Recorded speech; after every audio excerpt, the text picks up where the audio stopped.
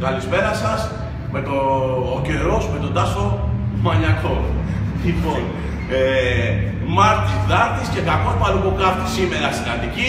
Θα ξεκινήσουμε με 5 μποφόρ και στην Αττική, εδώ όπως βλέπετε, θα ρίξει σποραδικές βροχές.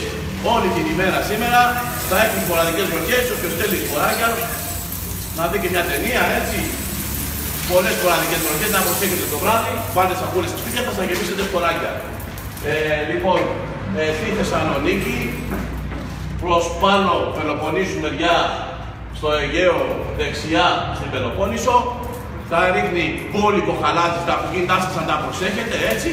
Μην υπάρχουν καμιά ζημιά, μπόλικο χαλάζι και χοντρό. Βλέπετε, όποιος θέλει κάτι και μαζεύει για να φτιάξει καφέ. Προς Κρήτη μεριά θα ρίξει πάρα πολύ βροχή, πάρα πολύ βροχή. Λοιπόν, ναι, στην Αττική όλη αυτή η βροχή, έτσι, και θα έχει πάρα πολύ ομίχλη στη Μαλακάσα, πολύ ομίχλη στη Μαλακάσα, πάρα πολύ ομίχλη στη Μαλακάσα, η ορατότητα θα είναι πάρα πολύ δύσκολη.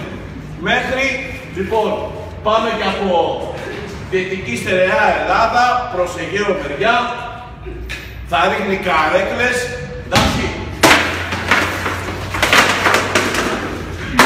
Θα ρίχνει καρέκλες και στην Αττική και από Κρήτη έως Καστοριά πάνω Σκόπια, Τουρκία, θα καλυφθεί στο χιόνι.